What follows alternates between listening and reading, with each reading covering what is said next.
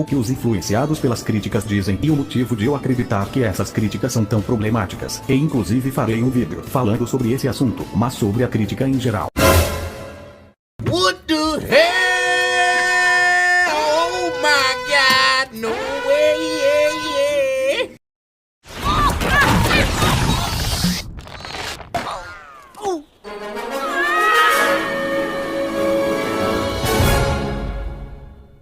Olá pessoal, sou o Scratch Bolado, aqui em um novo vídeo diferenciado.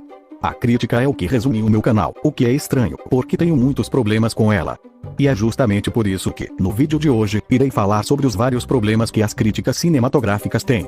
Sim, é um vídeo bem diferente dos que fiz no canal até agora, mas acredite, é muito importante e se conecta com os vídeos que fiz e que irei fazer. Estou fazendo esse vídeo porque há muito tempo venho percebendo que a crítica tem vários problemas, mas não só por causa dos críticos profissionais, também por causa dos sites de críticas e do público. Por isso, eu vou falar de coisas que provavelmente vocês já fizeram em algum momento ou ainda fazem, incluindo eu, porque todo mundo erra.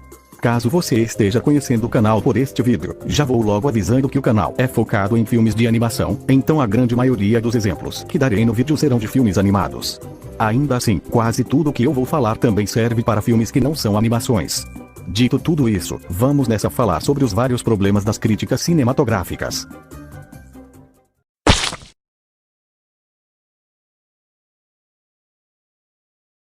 A crítica cinematográfica é uma complexa análise e opinião de alguma mídia, de acordo com a perspectiva de quem está criticando. Dizendo dessa forma, não parece ser algo ruim, parece bem interessante, justamente porque é sim muito bom. Ter um senso crítico nos ajuda muito a tomar melhores decisões e analisar melhor os acontecimentos em nossa vida. Já no caso do cinema, nos ajuda a ver uma profundidade maior sobre as obras, o que pode deixar elas melhores ou piores de acordo com nossa visão. Ter um senso crítico definitivamente é algo muito positivo. Mas, provavelmente você já viu algumas pessoas na internet dizendo frases como: "Ah, se os críticos estão dizendo que o filme é ruim é porque o filme é bom", ou "Eu não confio nos críticos". Sim, há gente que odeia os críticos de cinema, e apesar dessa gente ser exagerada, dá pra entender as razões delas. É por isso que estou fazendo esse vídeo. Quero buscar entender as razões dos críticos serem tão, bem, criticados pelo público comum, além de falar sobre coisas que eu acredito que sejam um problema para ambos. Para começar, vamos falar dos sites de críticas. Existem vários sites de críticas por aí, onde os críticos e o público podem avaliar os conteúdos. Os mais famosos são o Rotten Tomatoes e o IMDb, que são os que vou falar aqui. Se você conhece o Rotten Tomatoes sabe como esse site é muito polêmico, e isso acontece por conta das, entre aspas, notas que o site dá para os filmes. Eu posso usar como um bom exemplo alguns fãs da DC.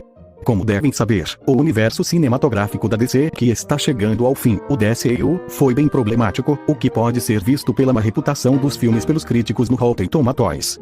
Enquanto isso, os críticos costumam gostar muito dos filmes do universo cinematográfico da Marvel, ou MCU, que é muito bem organizado apesar de uns problemas. Por conta disso, alguns fãs da DC que gostam dos filmes do DCU acreditam na narrativa de que os críticos são marvetes, ou que eles são pagos para falar bem do MCU. O auge desse pensamento foi quando Mulher Hulk, uma série bem controversa entre o público, recebeu uma ótima aprovação dos críticos no site. Mas os fãs da DC foram só um maior exemplo que conheço mesmo, porque há várias outras pessoas que não gostam do site pelo mesmo motivo, por o site não gostar de muitos filmes que elas gostam. Já em relação ao IMDb costuma ser diferente porque, além de ser um site focado nas opiniões do público, já vi muita gente que não gosta do Rotten Tomatoes, dizendo que o IMDb é muito melhor. Essas pessoas também subestimam muito o Rotten, como se fosse um site qualquer. Bem, vamos lá. É bizarro a quantidade de pessoas que entendem o Rotten Tomatoes errado, principalmente essas que falei. Muitos pensam que o Rotten Tomatoes é uma comunidade de críticos profissionais, ou seja, pensam que o site é feito para um monte de críticos desocupados ficarem postando suas críticas exclusivamente no mesmo lugar. Pensam que o site serve para definir se um filme é bom ou não, e também pensam que a taxa de aprovação é uma nota dada pelo site. Nada disso é verdade. A única coisa que o site faz é recompilar críticas de várias pessoas de sites, blogs e canais conhecidos ao redor do mundo, e críticas de usuários do site na aprovação do público, ou seja, o site em si não faz nenhuma crítica, apenas recompila elas. Logo, o site não define se um filme é bom ou não, apenas mostra a porcentagem de críticos que acharam bom ou não. Então se um filme tem 80% de aprovação, significa que 80% dos críticos acharam o filme no mínimo ok, e não que a nota média do filme é 8. Se você quer ver a nota média de um filme, é só clicar no tomatômetro. É até por conta de tudo isso que eu, por incrível que pareça, prefiro o Rotten Tomatoes do que o IMDb. Eu acho esse sistema de aprovação média muito mais importante do que nota média porque tanto faz se a maioria das pessoas deram nota 7 ou deram nota 10 para um filme. Se elas gostaram é a informação que verdadeiramente importa. O IMDb também é bom por qualquer um conseguir contribuir para as notas, mas a consequência disso é que várias pessoas dão notas falsas, como nas várias reviews bombing, que são basicamente um monte de gente que em maioria nem viu o filme ou série dando nota 1 para ele apenas por alguma coisa sobre o que não gostaram. O mesmo às vezes acontece ao contrário, muita gente dá notas 10 falsas, por serem fanboys. Por isso eu vou contra a opinião da maioria das pessoas nisso, e acho que o Rotten Tomatoes é melhor. Mas não pensem que eu só vou falar dos problemas do público, porque os críticos não são bonzinhos não, há vários problemas neles também. Os críticos e pseudocríticos. Se uma pessoa é um crítico profissional, ela tem os seus méritos para isso, ela deve ter estudado muito sobre o cinema e deve entender muito bem sobre.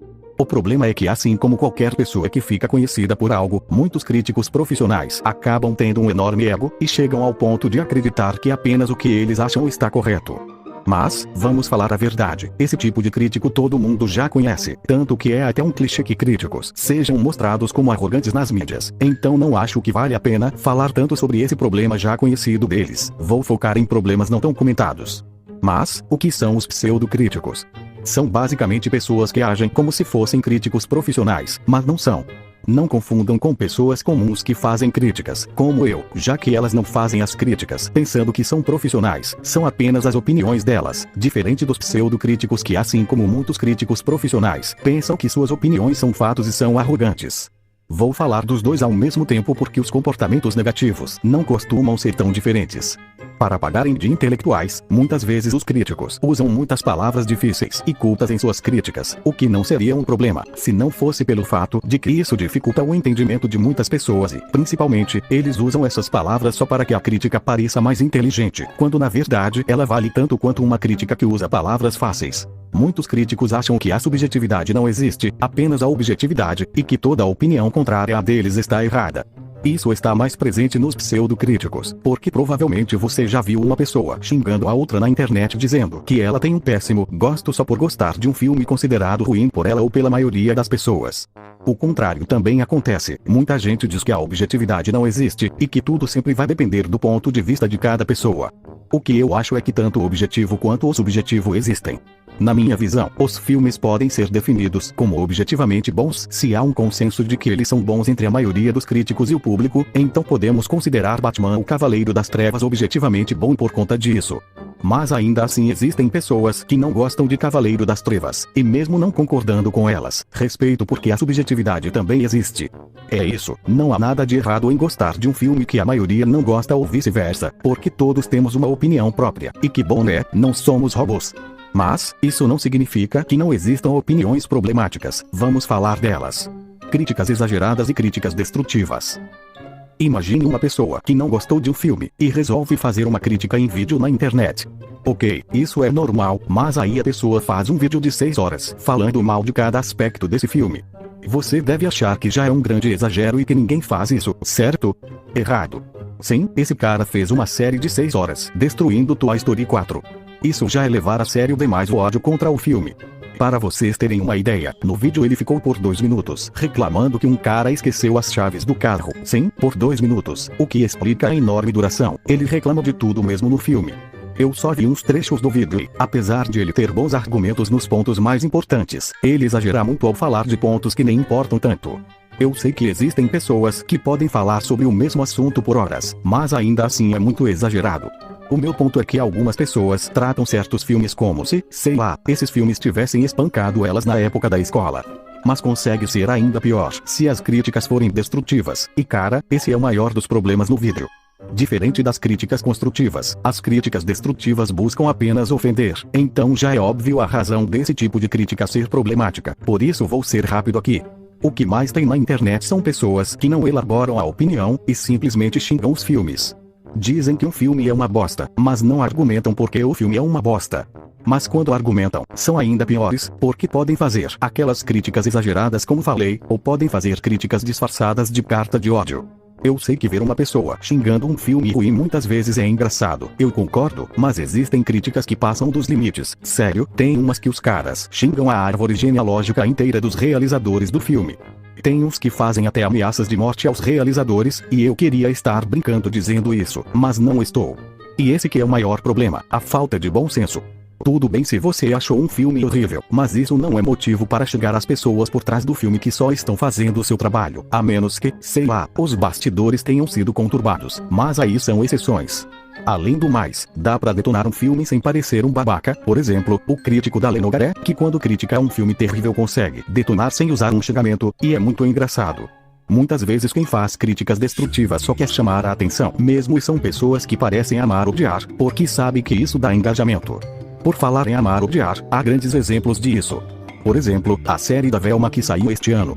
Quando os 2 primeiros episódios dos 10 foram liberados, todo mundo odiou a série, e com razão por ela descaracterizar de todas as maneiras possíveis os personagens, tanto que conseguiu a façanha de ter essa nota terrível no IMDb. Mas, como eu disse, só 2 dos 10 episódios haviam saído. Logo, esse pessoal que odiou a série não continuou vendo os próximos episódios quando saíram, certo? Não.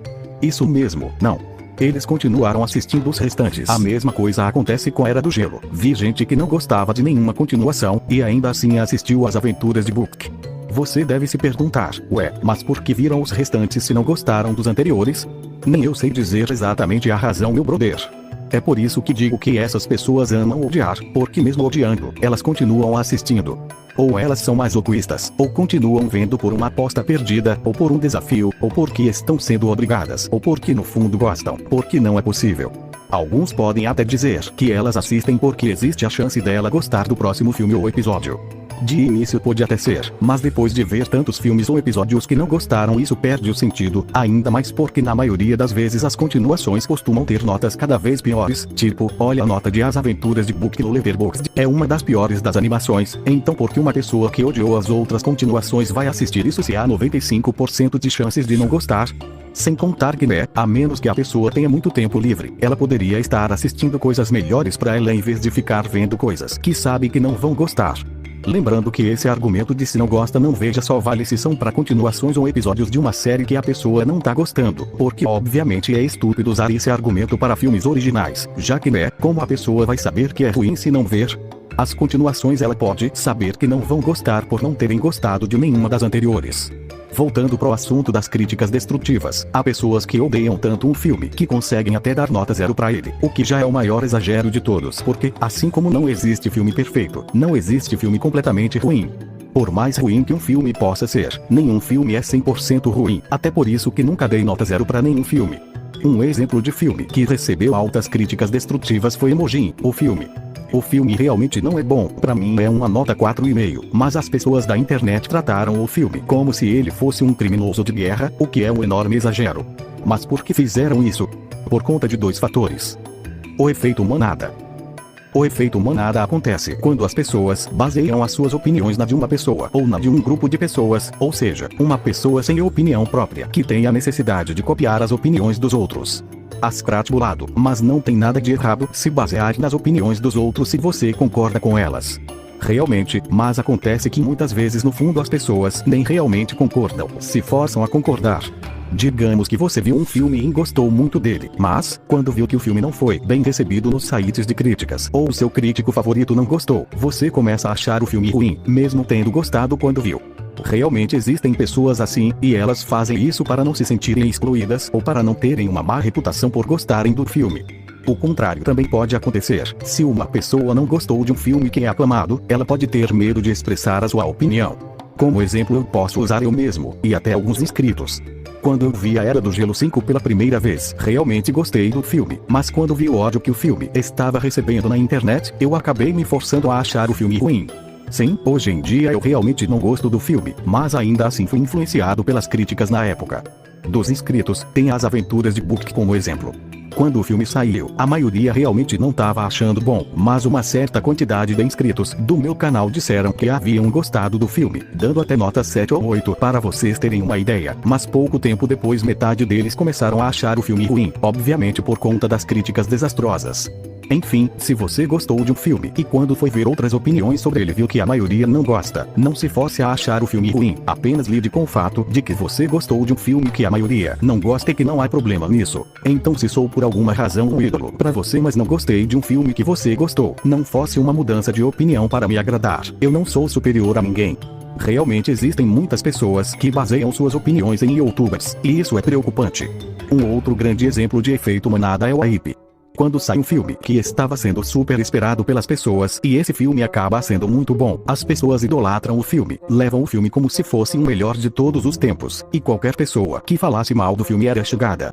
Só que, meses depois, começam a aparecer muitas pessoas dizendo que o filme é superestimado ou que nem é bom mesmo. Isso aconteceu principalmente com Vingadores Ultimato e Homem-Aranha Sem Volta para Casa. Isso é tão real que lembro que no lançamento de Sem Volta para Casa eu tinha dito no grupo Trioso Postagem que era apenas o meu quarto filme favorito da franquia Homem-Aranha, contrariando a maioria que dizia ser o melhor, e o pessoal reagiu com triste no meu comentário e um cara disse que eu falei um absurdo ou algo do tipo. E adivinha? Hoje em dia é mais comum que esse filme seja considerado o terceiro melhor do Homem-Aranha em vez do melhor. Sim, eu sei que quando a hype passa as pessoas podem mudar a opinião, mas é bem provável também que seja pelo efeito manada, porque né, se no início todo mundo tá idolatrando o cara vai idolatrar pra seguir a moda, mas se depois dizem que é superestimado, vai começar a dizer também.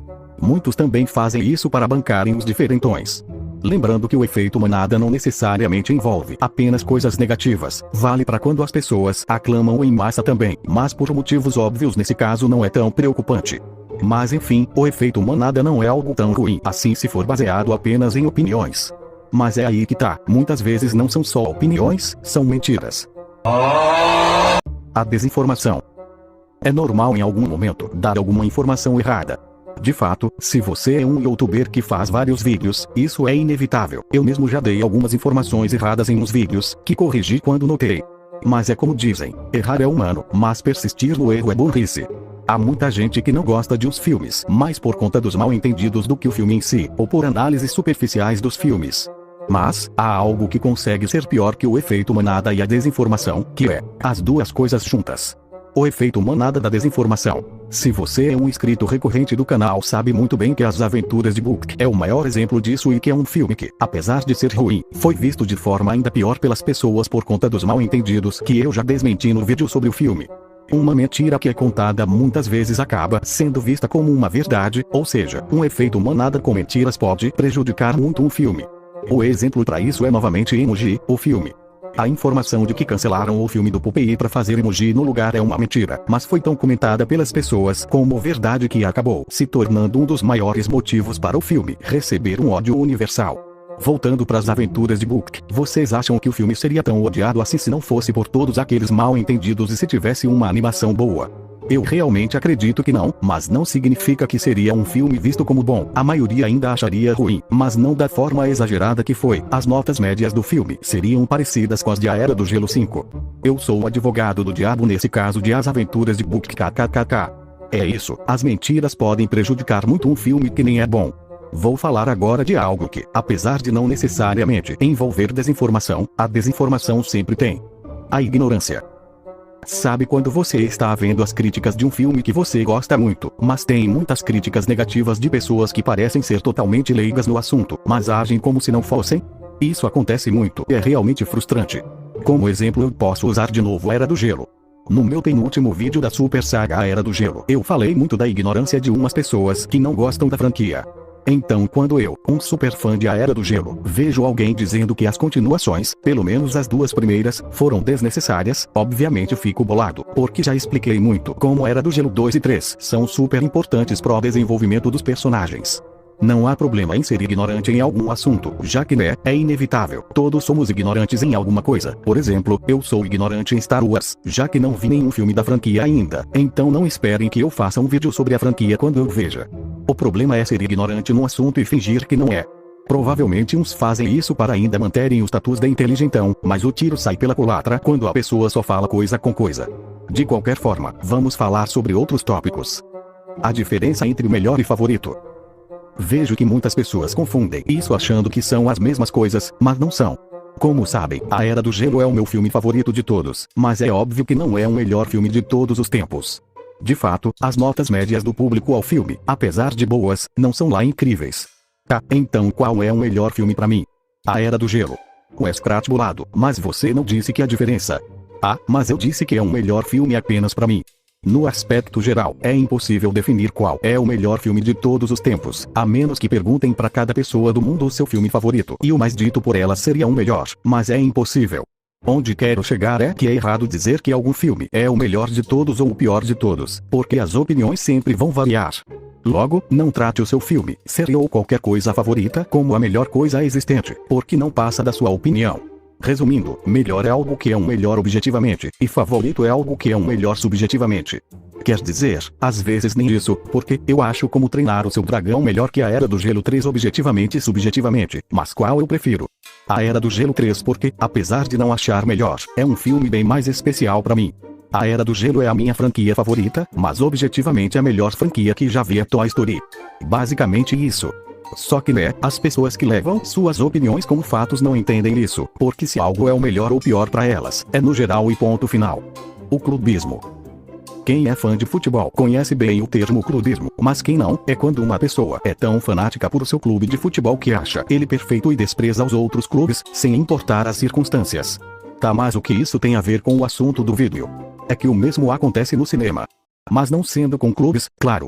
E sim com estúdios e franquias. São basicamente os fanboys, mas piores. Um ótimo exemplo para isso são os Marvetes versus os DCetes, que já havia citado, e um exemplo dos jogos seria os sonistas versus os caixistas. Não há nada de errado em preferir um estúdio ou franquia do que o outro, o problema é quando isso controla as suas opiniões. Por exemplo, há fãs da Marvel que amam tanto a Marvel que desprezam qualquer produto da DC, sim, qualquer um independente da qualidade, e vice-versa. Ou seja, pessoas sem opinião própria que também seguem o efeito manada.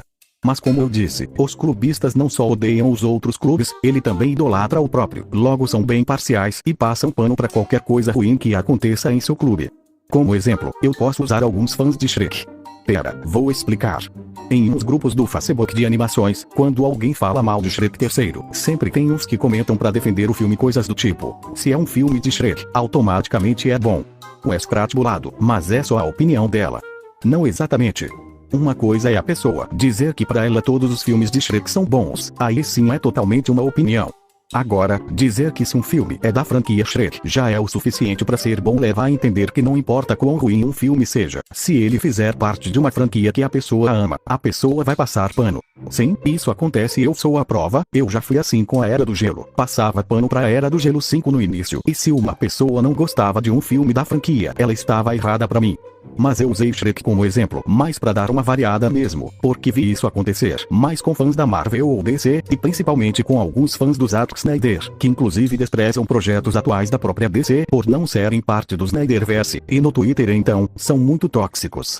Aliás, uma pergunta pra vocês: quem é mais fã de A Era do Gelo? Eu, que dou essas notas pros 6 filmes, ou alguém que dá nota 10 pra todos os filmes? Imagino que alguns pensaram que é um que deu 10 pros filmes, mas não é. Um verdadeiro fã de uma franquia reconhece que ela não é perfeita, que tem os seus problemas e consegue lidar com isso. Se tudo é perfeito pra pessoa, então ela é clubista, o que não é a mesma coisa de um real fã. E qual é a solução contra o clubismo? A imparcialidade. Ser imparcial é julgar as coisas de forma neutra e justa, sem deixar que seus valores individuais influenciem. Ou seja, quando um novo filme de uma franquia que você ama sai, você, ao invés de fazer uma crítica com uma visão moldada pelo amor e nostalgia, tenta fazer uma crítica com uma visão geral e objetiva, para que os não fãs também entendam. Logo, é o total oposto do clubismo. Sim, eu sei que é impossível ser 100% imparcial, eu mesmo não sou totalmente imparcial nas minhas críticas, principalmente de A Era do Gelo por motivos óbvios, mas isso não é desculpa para fazer críticas totalmente parciais, que sim acredito que sejam possíveis. Devemos ser imparciais pelo menos o suficiente, e evitar dar opiniões muito parciais, ou como já disse, muito clubistas. Uma coisa que os clubistas costumam ter muito e se conecta muito com o que falei, é a nostalgia. A nostalgia é algo que todos temos e é sim uma coisa muito boa, tanto que amamos filmes como Homem-Aranha Sem Volta para Casa por conta da nostalgia de ver personagens antigos voltando. Ter nostalgia por algo que é realmente bom é incrível. O problema é quando a nostalgia é exagerada, porque isso pode cegar as pessoas. Por exemplo, existem animações antigas por aí que são considerados ruins ou medíocres pelo público e crítica, mas existem muitos defensores desses filmes, apenas por ele fazer parte de sua infância. Sim, só por isso, já que na maioria das vezes, já faz muito tempo que a pessoa não vê o filme, e usa apenas suas lembranças de criança como base, porque se assistirem esses filmes atualmente, é bem capaz de não gostarem. Na minha infância, eu gostava muito do filme Mowgli, O Menino Lobo 2, mas como podem ver, as notas médias do filme não são nada boas, logo, é muito provável que se eu assista esse filme hoje em dia eu acabe não gostando. Um exemplo recente que posso usar da nostalgia negativa é Jurassic World Domínio. A maioria concorda que esse filme foi muito medíocre, mas umas pessoas defendem ele não por simplesmente gostarem, e sim por trazer personagens e elementos velhos da franquia de volta.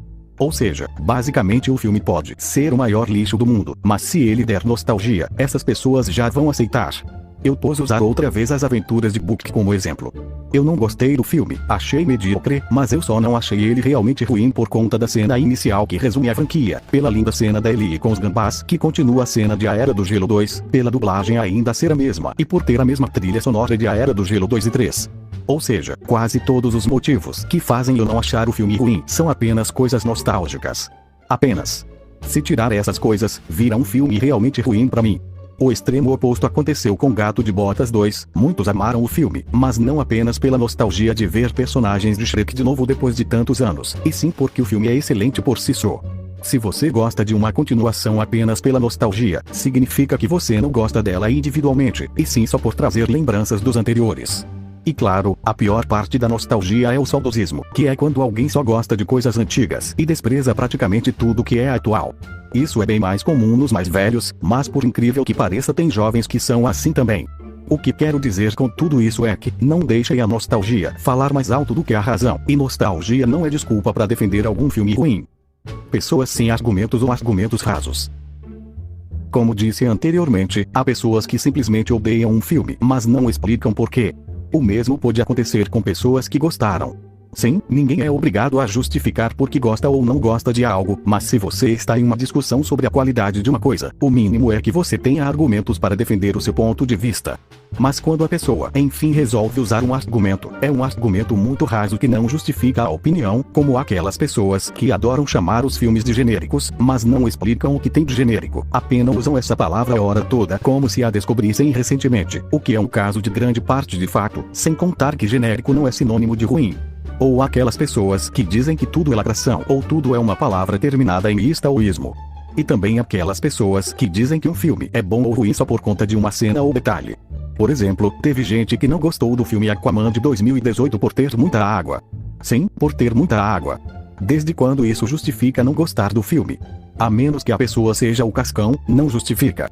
E de novo falando sobre Shrek 3, tem gente que justifica o filme ser bom por causa da cena das princesas.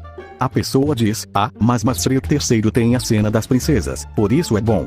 Eu concordo que a cena delas é legal e que elas são uma adição divertida pro filme, mas nenhum filme é bom só por uma cena ou por uns personagens, da mesma forma que nenhum filme é ruim só por isso. Isso mostra que muitas pessoas nem sabem direito a razão de gostarem ou não de algo, o que é bizarro. Isso é uma das causas do efeito manada inclusive, já que como essas pessoas não têm argumentos, o caminho mais fácil é copiar dos outros, e é esse um problema, não é uma ou duas que fazem isso, são milhares. Outro problema dessas pessoas é que, às vezes, elas odeiam um filme por razões externas ao filme. Por exemplo, algumas pessoas odeiam Red Crescer é uma fera por ódio que elas têm pela Disney.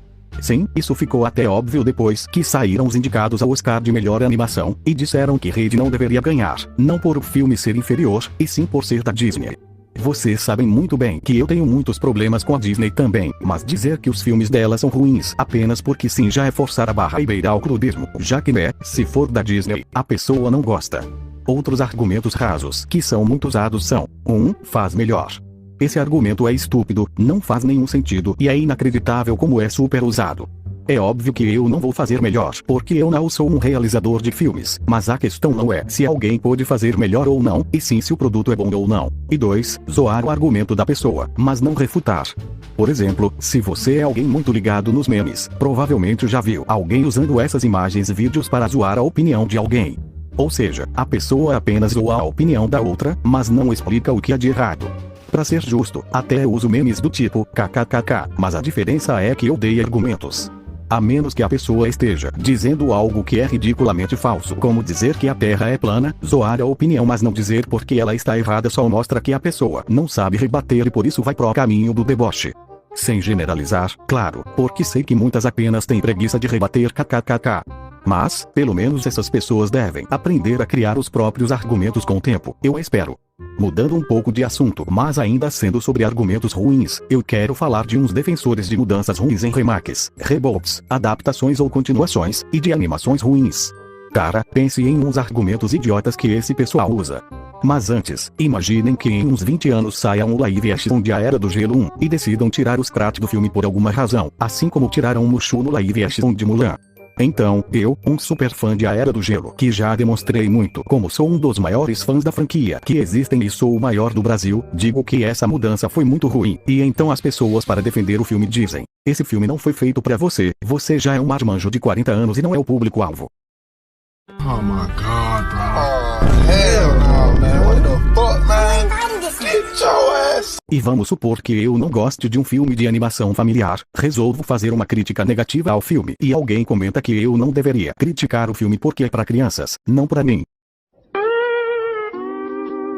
Acho grato bolado, mas essas pessoas têm razão, já que os remakes são feitos pensando em um novo público e para uma nova geração, o filme original continuará existindo se você quiser ver, você já é um adulto e tá reclamando de um filme onde você não é o público-alvo e sim as crianças, sem contar que você realmente não deveria criticar filmes para crianças, porque foram feitos para elas, e o que importa é que elas gostem, e não você. Cara, você acredita mesmo nessa narrativa de que esses remakes de animações antigas são feitos mais para uma nova geração? Se são, porque todo o marketing deles são voltados ao fato de serem uma nova versão. Se são, porque eles costumam fazer os remakes sendo basicamente uma cópia do original. Você acha que o remake de O Rei Leão arrecadou 1.600 bilhões porque a nova geração ficou interessada em ver, ou porque os adultos foram em massa ver por nostalgia? É óbvio que só fazem esses remakes porque sabem que os nostálgicos irão em peso assistir e será um sucesso garantido por isso. Você precisa entender que, se está fazendo adaptação de algo, sempre terá que lidar com críticas dos fãs antigos. Eu realmente não sei de onde você tira que só as crianças são o público-alvo das animações, já que esses filmes costumam ter muitas piadas, referências e mensagens que só os adultos entendem. Logo, são feitos pensando nos adultos também. Consequentemente, eles podem sim criticar.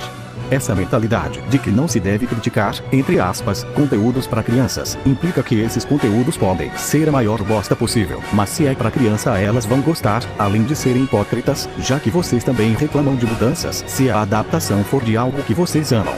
Vocês tratam as crianças como se elas fossem estúpidas e gostassem de qualquer porcaria que assistem, além de confundirem o termo, já que não são filmes infantis, são filmes familiares. Vocês não têm bons argumentos para defender esses remakes ou animações terríveis, e por isso usam esses argumentos que já são muito manjados. Enfim, vê se para de passar pano. Você não me convenceu a mudar de opinião. O problema do Oscar. Como eu disse anteriormente, os sites de críticas não existem para definirem se um filme é bom ou ruim. Mas, se tem algo que sim existem para definir isso, são as premiações. Eu não vou falar de todas elas, vou falar só do Oscar mesmo, mas boa parte do que eu falar aqui vale para as outras também. O Oscar é sim uma premiação importante com muitos méritos, já que vários críticos votam para chegarem em um consenso de qual filme é o melhor em cada categoria, que é a maneira mais eficaz de se fazer isso. Mas, ainda assim tem os seus problemas e coisas que realmente não dá para entender. Mas antes, qual dessas duas animações vocês acham que foi indicada ao Oscar de melhor animação, ou Espanta-Tubarões ou Uma Aventura Lego? Se respondeu Uma Aventura Lego, você errou. Não é brincadeira. Com isso já dá para notar um problema que já é bem conhecido até, que é o fato de muitos filmes incríveis serem esnobados, enquanto filmes que, bem, os próprios críticos não gostaram, por alguma razão são indicados. Mas como disse, isso é um problema já conhecido, então não vou focar nisso, e sim no que direi agora. O preconceito com a animação. Em todas as categorias, eu acredito que os críticos votam de forma justa, exceto em uma, na categoria de melhor animação. Tá, mas por quê? É só olhar a história das animações no Oscar, principalmente nos últimos anos. Infelizmente, a animação é até hoje muito subestimada por Hollywood, e é por isso que os críticos nem se importam muito com a categoria de melhor animação, e votam na animação mais popular.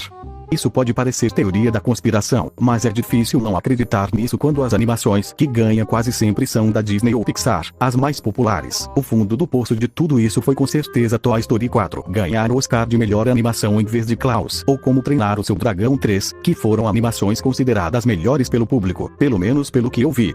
Mano, era basicamente um consenso na época que Klaus iria ganhar o Oscar de melhor animação, diferente de Toy Story 4 que meses depois do lançamento começou a receber haters, e depois de ganhar o Oscar então, ainda mais. Algo parecido rolou quando Encanto ganhou o Oscar em vez de A Família Mitchell, já que este último foi considerado melhor pelo público também. E, principalmente, o fato de que costumam ter animações apenas nesta categoria, ou seja, animações com canções, roteiros e trilhas incríveis poucas vezes são indicadas nessas respectivas categorias, e claro, o fato de que quase nenhuma animação esteve na categoria principal, a de melhor filme. Em toda a história do Oscar só 3 animações foram indicadas a melhor filme. Cara, se você ver no Letterboxd quais são os filmes com melhores notas de 2022, Gato de Botas é o segundo melhor. Sim, é sério. Então, por que o filme não foi indicado para melhor filme? Porque realmente não era bom o suficiente para isso, ou porque era uma animação? Pois é, infelizmente essa técnica não é tão valorizada pelos votantes. Enfim, eu não vou falar muito dessa questão da animação ser subestimada porque eu pretendo fazer um vídeo só para esse assunto em breve, fiquem ligados. Mas nem é só com a animação que o Oscar vacila, também com o gênero terror, já que muitos filmes de terror aclamados pelo público são quase sempre esnobados no Oscar. E o principal problema para mim é que algumas pessoas levam essa premiação a sério demais. Sim, a premiação é bem importante, mas vocês precisam lembrar que o que mais importa é a opinião de vocês sobre os filmes, e não a de uns críticos de uma premiação. Então tanto faz se o seu filme favorito ganhou algo ou não, um filme incrível que não ganhou não deixará de ser incrível por isso, e se um filme melhor perdeu para um pior, ele não deixará de ser melhor por isso. Além de que, de qualquer forma, é só uma taça vazia. E por último, mas não menos importante tópico é o problema das notas. As notas para filmes e séries é sim algo interessante e importante, já que ajudam melhor a sabermos o nível dos filmes. Mas, há muitas inconsistências que elas acabam trazendo. Muitas pessoas dependem das notas para saberem se vão assistir um filme ou não. Ou seja, se um filme não tem uma nota média boa em um site, ou se a nota do seu crítico favorito não foi boa, a pessoa já descarta assistir. Por um lado, dá para justificar isso porque há casos em que a pessoa nem está interessada em ver o filme de qualquer forma, então o que faria ela se interessar seria uma boa nota. Eu estou falando mesmo dos casos onde a pessoa realmente está interessada em ver o filme, mas não vê por conta da nota. Não faça isso, meu irmãozinho. Não deixe que as notas dos outros controlem as suas vontades. Se você quer ver o filme, veja-o ainda mais porque há vários filmes que eu acho ótimo que por alguma razão não foram bem na crítica. Por exemplo, Irmão Urso, olha as porcentagens do filme no Rotten Tomatoes. E falando nesse site, obviamente há vários filmes em que eu não concordo com as porcentagens, e até não consigo entender. Eu realmente não consigo entender como só 46% dos críticos aprovaram A Era do Gelo 3, sério, não consigo.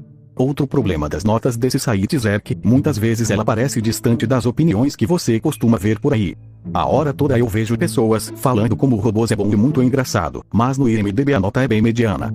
A hora toda vejo pessoas falando como Toy Story 4 é decepcionante e desnecessário, mas a nota no IMDb é muito boa. E agora, o exemplo mais bizarro. Creio que todo mundo já viu um monte de pessoas dizendo que Shrek 2 é uma obra-prima e é o melhor da franquia. Na verdade, tenho certeza que a maioria de vocês concordam com isso. Então, o filme deve ser melhor que Shrek com um pró-público nos sites de críticas, certo? Não. No IMDb o primeiro filme tem 7,9 de nota, já o segundo tem 7,3, e o pior, só 69% do público gostou do filme no Rotten Tomatoes. Logo, a opinião do público nesses sites dá a entender que eles acham o Toy Story 4 melhor que Shrek 2, sendo que quase ninguém deve achar isso na verdade. Isso também acontece com outros filmes, já que muitos dizem que Kung Fu Panda 2 e Como Treinar o Seu Dragão 2 são melhores que o primeiro também, mas não tem notas médias melhores que eles nos sites. Cara, só 2 dos 13 filmes da Brusca Studios tem nota maior que 7 no IMDb, sim, enquanto só 4 dos 26 filmes da Pixar não estão acima de 7. Já a DreamWorks, que muitos dizem ser melhor que a Pixar, só 17 dos 44 filmes dela tem nota maior que 7, ou seja, a minoria. Sem contar que há muitos casos onde um filme tem uma boa avaliação média em um site, mas em outro não tem, o que é bem estranho. Por exemplo, Irmão Urso, de novo. O que quero dizer com tudo isso é que por alguma razão as notas nesses sites nem sempre mostram a real opinião das pessoas. Se forem de nichos então, ainda mais. Tá, mas como assim de nichos? quando apenas fãs dão nota, o que obviamente vai fazer a nota média ser muito boa. Por exemplo, Turma da Mônica em Uma Aventura no Tempo, que tem essa nota excelente no Letterboxd e com nota 5 da maioria dos usuários. Eu concordo que o filme é muito bom, mas é óbvio que ele só tem essa nota por conta do nicho brasileiro nostálgico, então a nota seria menor se fosse um filme mundialmente conhecido. A mesma coisa com esse filme da Barbie, com nota 5 da maioria também. Eu não vi o filme e acho que irei gostar muito se ver, mas é claro que tem essa nota incrível por conta dos fãs da Barbie, ainda mais vendo as notas de quem eu sigo. Agora, esse já é um problema nas séries. Quando sai uma nova série com episódios semanais, os sites de críticas já deixam você dar uma nota pra série apenas com o primeiro episódio tendo saído, o que é um problema, já que a maioria das notas que a série tiver serão baseadas em nem metade dela, o que vai fazer a nota média dela não ser verdadeira porque é como você dar uma nota pra um filme tendo assistido só 10% dele. E é claro, as review bombing que eu já havia citado antes, que afetam feio as notas, já que os haters dão nota 1 em massa. Por exemplo, Lightyear da Pixar. Nos primeiros dias de estreia do filme, a nota dele no IMDb era 4. Essa nota muito ruim que ele recebeu na época com certeza foi mais por conta do selo lésbico, e nem é teoria minha. Se você visse as críticas do público no site na época, deixava escancarado isso, já que só falavam disso. Eu falo na época porque o IMDb removeu boa parte dessas críticas junto de suas notas aparentemente, que eram milhares. Agora a nota do filme é mediana, o que não muda que a maioria das notas ainda são notas 1 falsas, e até notas 10 falsas para tentar equilibrar a nota. Nas taxas de aprovação do Google, Lightyear tem uma taxa de aprovação pior que as aventuras de Book. Sério, e isso porque é muito fácil um filme ter uma aprovação muito boa no Google. Outro problema é o hype. Como disse, uns meses depois as pessoas começam a odiar um filme que no início estava sendo aclamado. Só que, isso não vai mudar a nota que o filme teve na época do hype, pelo menos quase nada. Por exemplo, Sem Volta para Casa, com essa nota incrível, que obviamente é uma nota do hype da época. Enfim, quero dizer que, por conta da hype, algumas notas podem ser exageradamente boas, logo, não tão reais assim. E finalmente, todos os sites de críticas têm problemas. Do Rotten Tomatoes e do IMDb já expliquei, mas não do Metacritic e do Letterboxd. Bem, do Metacritic não tenho o que falar porque não conheço muito esse site por ser mais para jogos, mas de qualquer forma o Mateus 505 fez um vídeo sobre os problemas dele, recomendo ver. Já o Letterboxd acredito que seja o que tem as notas mais sinceras, já que aqui não costuma ter review bombing, mas não escapa de coisas estranhas também. Tipo, Orton e o Mundo dos que é considerado a melhor adaptação cinematográfica do Dr. Seuss, e realmente é, porque pega o que existia e aprimora. Já o Lorax, justamente o contrário, a adaptação mudou muitas coisas para pior, e é até um filme problemático. E mesmo assim, Lorax tem nota melhor que Orton nesse site, é mole? Além de que, apesar de não ter review bombing, ainda há muitas notas exageradas, como as várias notas 5 a Minions 2 só por causa do meme de Minions elegantes. Por tudo isso e mais outras coisas os sites de críticas não são tão confiáveis. Mas, vamos deixar os sites de lado para falar de outros problemas das notas. Primeiro, notas quebradas. Sendo direto, é quando você dá notas como essas que aparecem na tela. E qual o problema delas? É que não parecem fazer sentido, e na maioria das vezes não fazem mesmo, são bem confusas. Tipo, por que dar 9,9 para um filme se você pode dar logo 10? Além do mais, se nenhum filme é perfeito, então essa gente não deveria dar nota 10 para nenhum filme. Enfim, recomendo dar notas não confusas. Segundo, as notas funcionam de forma diferente para cada um. Isso é outra coisa bem confusa. Tem gente que, para um filme que achou mais ou menos, dá nota 4 de 10. Sim, 4 é a nota de mais ou menos para a pessoa. As minhas notas funcionam dessa forma aí na tela, e acredito que a da maioria de vocês também, mas tem pessoas que não veem da mesma forma e dão de forma diferente. Terceiro, as notas podem ter pesos diferentes, dependendo da situação. Ou seja, dar nota 7 para um filme que você estava esperando que fosse perfeito é decepcionante, mas dar nota 7 para um filme que você não esperava nada é bastante positivo. Logo é necessário ver o contexto por trás de cada nota. E por fim, quarto, as pessoas levam as notas a sério demais. Nos 2 primeiros vídeos de crítica do canal, eu não falei minhas notas pros filmes, porque eu não achava necessário, só depois que eu fui ceder. E eu fiz isso porque muitas pessoas parecem não se importar com os seus argumentos e crítica, e sim apenas com a sua nota.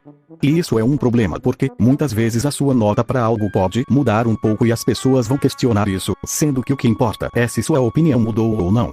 Ou seja, tanto faz se a nota da pessoa é 10, 9, 8 ou 7, se elas gostaram é o que me chama a atenção, e é justamente por isso que eu prefiro o método do Rotten Tomatoes, quero saber a quantidade de pessoas que gostaram, tanto faz as notas delas. Então não me perguntem por que eu dei nota 9 para algum filme e não 10, porque o que importa é que achei o filme excelente. Enfim, dar uma nota não é a principal parte da crítica como muitos pensam, é só uma informação extra, que no fundo, realmente não importa. Considerações finais. Caramba, eu realmente não esperava que isso fosse tão longo assim.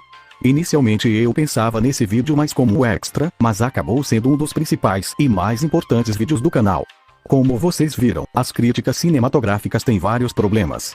Obviamente existem vários outros problemas que não citei, porque esqueci, ou porque já estava longo demais, ou porque não estou sabendo, ou porque resolvi evitar mesmo por serem assuntos bem controversos e difíceis de se falar sem causar polêmica. Ou simplesmente não estava afim. Meu objetivo com esse vídeo também foi de ajudar e informar. Agora eu quero saber de vocês, concordam com tudo, ou pelo menos quase tudo que eu disse? Se sim, que ótimo. Se não, que ótimo também. Eu sou um grande defensor de que cada um pode expressar a sua opinião, desde que não sejam de caráter questionável, então não há problema em discordar. Claro, só estou falando de discordar das opiniões, porque se você discorda dos fatos citados no vídeo já é ignorância. Mas não me deixem discutir esses assuntos sozinho, discutam aí nos comentários sobre esses assuntos e, principalmente, sobre assuntos que não falei no vídeo, para complementar ele. Ah, já vou avisando que o meu objetivo com esse vídeo não foi julgar os outros como se eu fosse o perfeitão. Afinal, ninguém é perfeito. Todo mundo tem alguma característica considerada duvidosa ou imoral. E boa parte das coisas citadas no vídeo eu já fui, ou seja, o vídeo também é uma autocrítica. Além de que eu tenho complexo da inferioridade, então definitivamente não me acho perfeito kkkk. Tá, e qual seria a minha conclusão sobre a crítica em geral? Bem, uma frase do Anton Ego de Ratatouille em sua crítica no final já define muito bem o que eu acho. No quadro geral, a mais simples porcaria talvez seja mais significativa do que a nossa crítica. Ou seja, críticas são interessantes. Sim. Fazer elas é legal? Sim. Mas, não importa o quão boa seja a sua ou a minha crítica, porque no final ela será praticamente insignificante por ser só uma mera opinião e sabendo que há milhões de outras críticas sobre o mesmo conteúdo por aí. É por isso que vocês não devem levar as suas críticas como se fossem algo super especial num aspecto geral, porque ela é só realmente especial para você. Se você gosta das minhas críticas, fico muito feliz em saber isso, mas não tratem elas como uma perfeição, afinal, não sou um crítico especializado. Na verdade, nem sequer um crítico me considero. Fazer críticas e vídeos pro canal são puros hobbies meus, na vida real mesmo se eu falar em público é um milagre kkkk.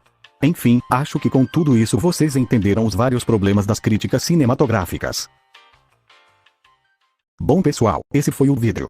Se gostaram deixem o like, se inscrevam no canal, e ativem o sininho para não perder nenhum vídeo. Caramba, nunca fiz vídeo sobre jogos neste canal, mas não fiz porque não encontrei uma forma de falar sobre eles. Ah, já sei como, e com uma franquia gelada. Até mais.